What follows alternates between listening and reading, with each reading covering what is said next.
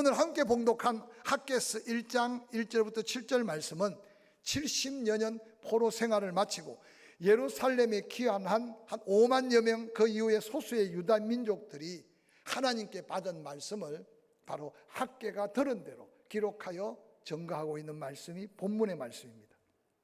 70여 년간 포로 생활을 마치고 부푼 가슴을 새로운 희망을 품고 예루살렘에 돌아온 유다 백성들, 그들이 처음 맞이한 예루살렘과 유다 땅은 거대한 잿더미와 여전히 폐허로 바꾸어져 있었습니다.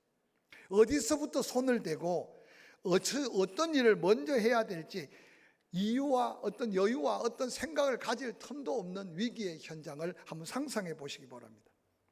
하나님의 나라 고국의 땅으로 돌아온 기쁨은 잠깐이었고 이제 하루하루 삶에 지쳐있고 허덕여가는 그들 모습. 그런데 어느 날 그들이 뿌린다고 뿌렸는데 거두어 보면 거둘 게 없습니다. 먹는다고 먹었는데 어느 날 배부름이 없습니다. 입는다고 입었는데 몸을 따뜻하게 할 수가 없습니다. 뿐만 아니라 땀 흘리고 열심히 일을 다 했는데 빚만 늘어가고 모은다고 모았는데 전대는 구멍이 뚫려서 아무것도 손에 쥔 것이 없을 때입니다. 지금 여호와 하나님께서는 선지자 학개를 통해 이스라엘 백성들의 그들의 삶의 잘못을 책망하시면서 다시 한번 영적 삶을 진단해보고 너희들의 삶의 행위를 살펴보라고 도전하는 말씀이 오늘 본문의 말씀입니다. 오늘 본문 학개서 1장 1절 2절은 이렇게 시작됩니다. 다리오 왕 제2년 여섯째 달 곧 그 달 초하루에 여호와의 말씀이 선지자 학개로 말미암아 스알디엘의 아들, 당시 보내면서 유다 총독으로 스룹바벨을, 그리고 그 백성과 하나님 사이의 관계를 회복하기 위해서 여호와 사닥 아들의 대제사장으로 세워서 여호수아를 보냈습니다. 하나님은 당시 유다의 지도자인 스룹바벨과 여호수아에게 친히 말씀하십니다. 만군의 여호와가 이같이 말한다 이르노라. 이 백성이 말하기를 여호와의 전을 건축할 시기가 이르지 아니하였다고 하는데 이게 웬 말이냐? 오늘 본문의 말씀을 좀 더 구체적으로 말하면 여호와 하나님께서 도대체 지금 너희가 하고 있는 일이 무엇이냐? 너를 총독으로 세우고 너를 제사장으로 세웠는데 너희들은 말하기를 아직도 여호와의 성전을 재건할 기회가 되지 아니했다라고 핑계대고 변명하고 있는 너희의 모습을 살펴보라고 말합니다. 이유는 있습니다. 그들은 놀랍게도 사마리아인들의 방해와 또한 그들의 삶의 형편을 살펴볼 때 도저히 무너져 버려 거름더미 잿더미가 된 성전을 다시 지을 수가 없었던 겁니다.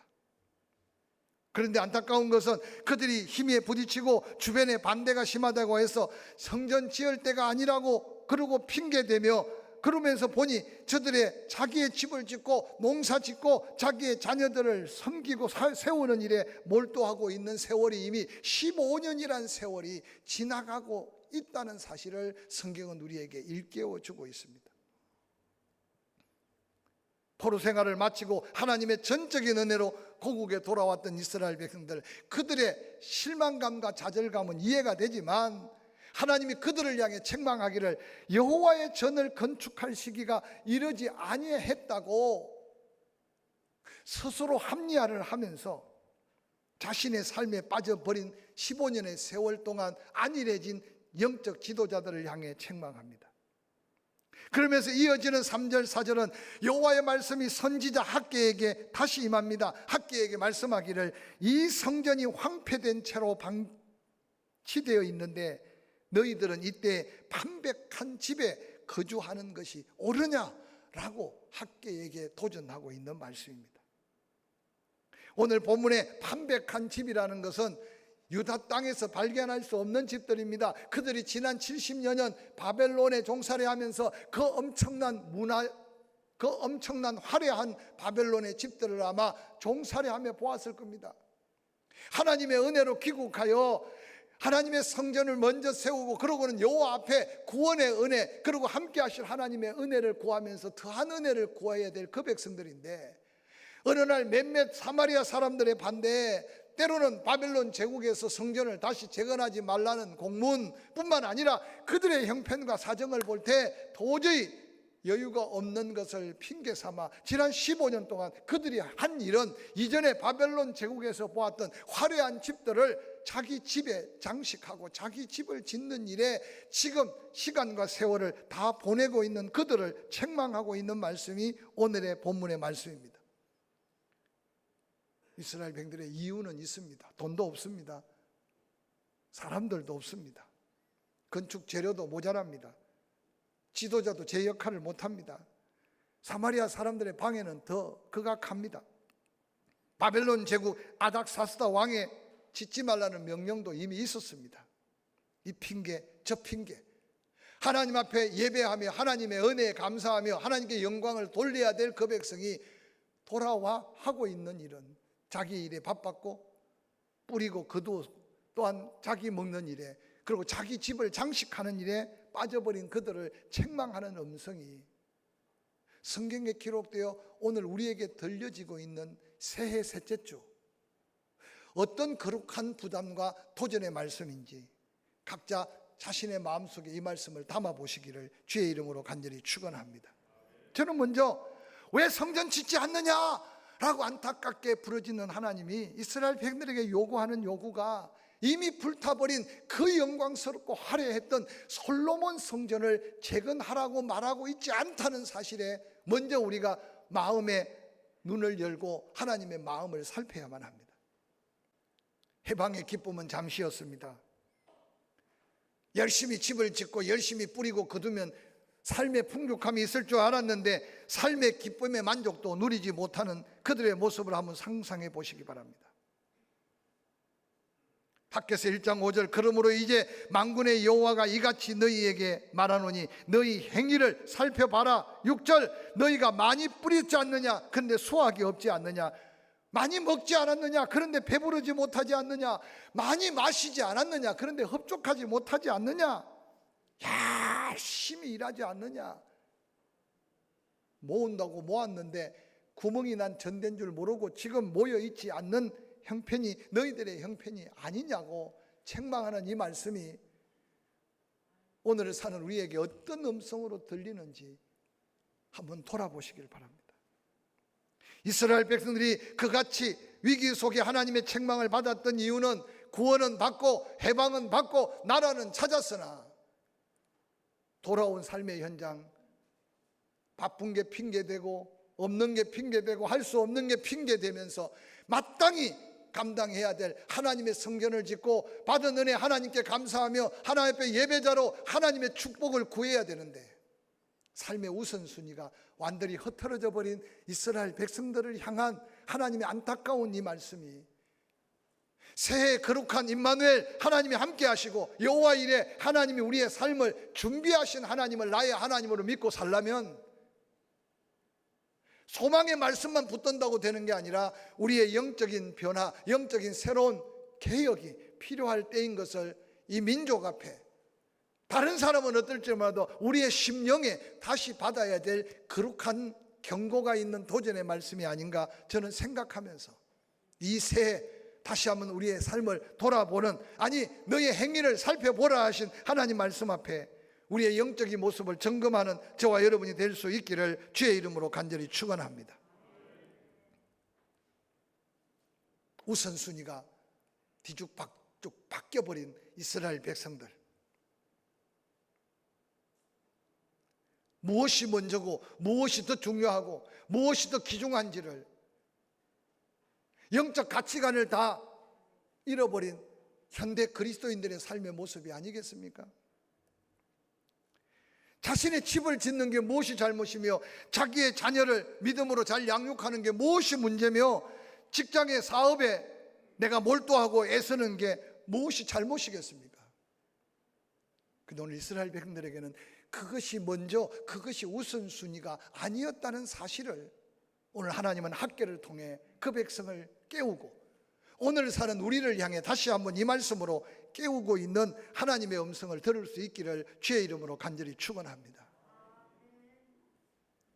교회 앞서가는 장로님이나 목회자가 여러분이 편안하게 신앙생활 할 수 있도록 프로그램을 만들고 은혜를 더하고 예배에 오면 은혜가 충만하도록 할 거룩한 책임, 부담이 있는 것 고백합니다. 그럼에도 불구하고 이제는 여러분 심령 상태를 스스로 한번 점검해 보시기 바랍니다. 과연 교회 공동체가, 우리가 함께 모이는 포항침례교회가 은혜가 없어서 내 심령이 답답하고 냉랭하고 기쁨과 감격을 다 잃어버리고 생활 속에 깊이 빠져들어가고 있는가라고 이 말씀 앞에 한번 스스로 질문해 보시고, 이제까지 믿고 구원받았다면 하나님의 지켜주시고 보호하신 은혜 안에 살았던 나의 모습을 회상해 가면서 영적인 여러분의 삶의 모습을 되찾는 기회가 되기를 주의 이름으로 간절히 축원합니다. 이전에 우리의 선조들은 주일 성수를 위해서 벌써 토요일 되면 주일을 다 준비했습니다. 지금도 예수 그리스도가 메시아였음을 믿지 못한 어리석은 유대인들은 안식일 하나를 지키기 위해서 얼마나 그 율법에 죄를 짓지 않으려고, 뭔가 노동이 될 수 있는 것은 다 죄라고 여겨요. 에피소드 같은 이야기인데, 제 선배 목사님이 한번 유대인 집 옆에 이렇게 게스트하우스에 머물렀는데 갑자기 유대인이 막 노크를 하더래요. 가봤더니 좀 나를 좀 도와달라고. 안식일이 넘어가는 시간인데 이 전기불 스위치를 안 꺼가지고 우리 집에 와서 전기불 스위치를 좀 꺼달라고. 여러분, 안식일 되면 차량 운행을 하지 않는 것도 아니면 죽음의 도시처럼 지금도 우리의 선조들을요, 목욕하는 것은 기본이었고 주일 새벽부터 주일 저녁 예배까지 세상에 돈을 쓰는 것까지 다 막아가면서 온전히 주의 날을 하나님 앞에 예배하면서 지내는 것을 온전한 주일 성수로 여겨왔던 때가 옛날 옛적이 아니에요. 제가 고리타분한 목사가 되어서 주일 성수에 대해서 옛날처럼 그렇게 여러분에게 부담을 주는 게 아니라 최소한 우리 심령 속에 6일 동안 열심히 일하도록 지켜주신 하나님, 아니 지키시되 건강, 운전, 안전 각각 질병에서 지켜주셨다면 거룩한 성일에 어떤 모습으로 하나님 앞에 예배의 우선순위를 가져야 될지 한번 돌아보시기를 주의 이름으로 간절히 축원합니다. 한국 교회가, 특별히 도시교회가, 큰 교회들이 과연 받은 은혜만큼 하나님이 기대하시는 심령의 감격과 기쁨을 가지고 공동체가 모여서 그렇게 사랑하고 그렇게 서로 섬겨주고 그렇게 하나님의 영광을 위해 찬양하며 예배자로 함께 하는지 돌아본다면 안타까운 현실을 우리는 수없이 바라봅니다. 사랑하는 성도 여러분, 우리만이라도 새해를 시작하면서 은혜만 구하고 형통한 축복만 구할 게 아니라 하나님과의 관계 속에 우선순위를 다시 한번 교정하고 다시 한번 조정해 가면서 이스라엘 백성들이 그들이 뭔가 힘이 있어서 그들이 뭔가 능력이 있어서 정치적으로 외교적으로 잘 풀어서 바벨론의 그 엄청난 압제 아래 자유를 얻고 조국의 해방과 독립을 구한 것이 아니라는 사실을 우리는 잘 알고 있지 않습니까? 전적인 하나님의 계획과 섭리 속에 조심스럽습니다만은 조국 대한민국의 근대사를 살펴보면 우리가 일제 압제 36년 정말 애국자들이 피를 토하고 수없는 희생을 통해 조국의 해방과 독립을 준비하기는 했지만 과연 이 민족의 자유와 독립이 그 몇 사람들의 수고 때문에 되어진 일이냐고 물으라면 여러분 어떻게 대답할 수 있겠습니까? 우리만 그렇게 애국운동을 하고 독립운동을 해서 우리가 자유를 찾고 해방을 맞이한 게 아니라는 사실은 태평양 전쟁에 일본이 원자 폭탄을 맞고 두 손 두 발 들면서 동아시아 지역에 많은 압제받은 나라들이 자유를 누렸던 것. 그러나 그런 애국자들을 통해서 나라가 온전하게 세워지고 빠른 시일 내에 아름다운 나라를 이루게 된 것은 그들의 희생과 헌신의 값어치 있음을 고백합니다. 그러나 남북 전쟁으로 인하여 여러분 얼마나 피폐해진 이 나라입니까?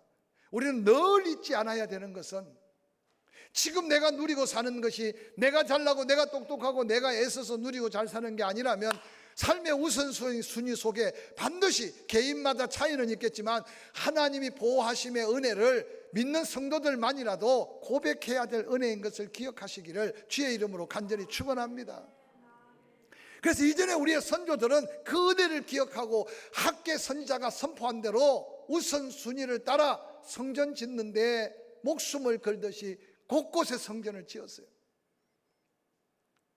그런데 그 은혜를 받았던 다음 세대들은 은혜를 받아서 풍족한 은혜를 누리지만 어느 날 감사를 잃어버리고 감격을 잃어버리고 심령 성전은 피폐해질 대로 피폐해져 버린 이 현실을 누가 부인할 수 있겠습니까?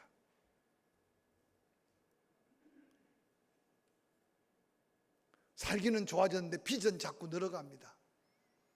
일거리는 많다는데 일할 일꾼은 없습니다. 젊은이들이 꿈을 펼칠 수 있는 세상이 자꾸만 좁게만 느껴집니다. 공부하면 갈 길이 창창할 줄 알았는데 공부를 마쳤는데도 오라는 데가 없습니다. 뿐만 아니라 수고하고 애쓰고 힘쓰는데 그 결과를 아무도 보장해 주지 않습니다. 꿈에도 그리는 하나님의 도성이 있는 이스라엘로 귀환한 이스라엘 백성들 15년 세월이 지나가면서 오늘 하나님이 말씀합니다. 많이 뿌렸는데 거두지 못한 이유를 아느냐?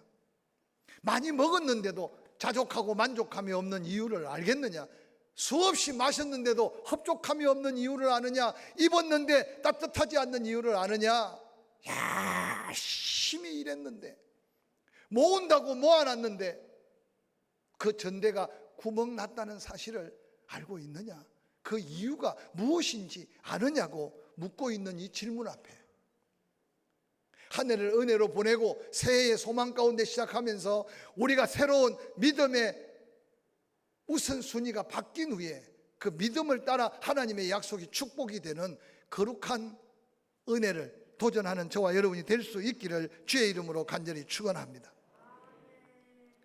상황이 어려우면 어려울수록 바쁠수면 바쁠수록 힘이 모자라면 모자랄수록 그게 핑계가 되어서 우리는 이제 아직도 성전을 건축할 때가 이르지 아니했다고 스스로 위로하며 세상 속에 빠져들어가고 있는 어리석은 이스라엘 백성들, 그들의 핑계거리가 저와 여러분의 핑계거리가 되지 않기를 주의 이름으로 간절히 축원합니다.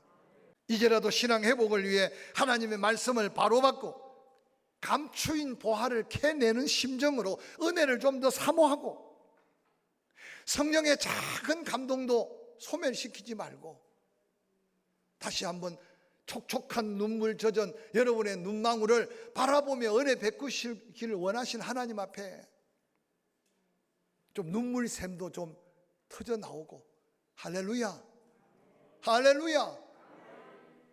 어렵고 힘든 형제들 바라보면 내 마음이 동하여서 기도가 저절로 되고 그 중보하는 기도들이 응답받는 이런 심령의 회복이 모임에, 기간에, 목장에, 교회가 그렇게 모여서 예배할 때 이곳에 임재한 성령께서 병든 자를 어루만지니 고쳐하고 상한 심령을 어루만지니 위로가 되고 할렐루야.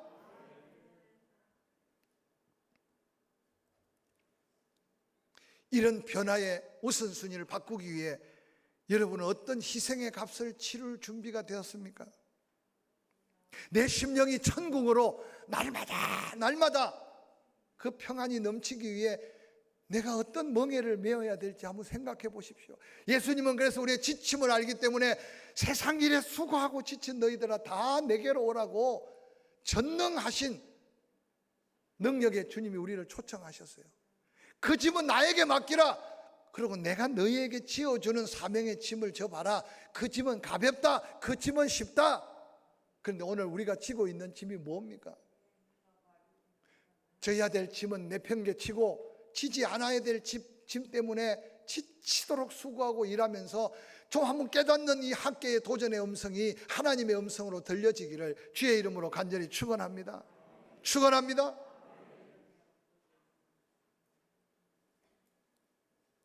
예수 그리스도처럼 닮아가기 위해, 나의 영적 성숙함을 위해 내가 희생해야 될 게 뭔지를 한번 찾아보시길 바랍니다.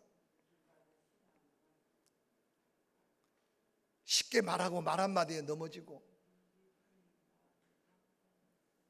세상 살이 속에 짓밟히다가 어느 날 교회 와도 내 심령이 예수의 마음을 다 잃어버려.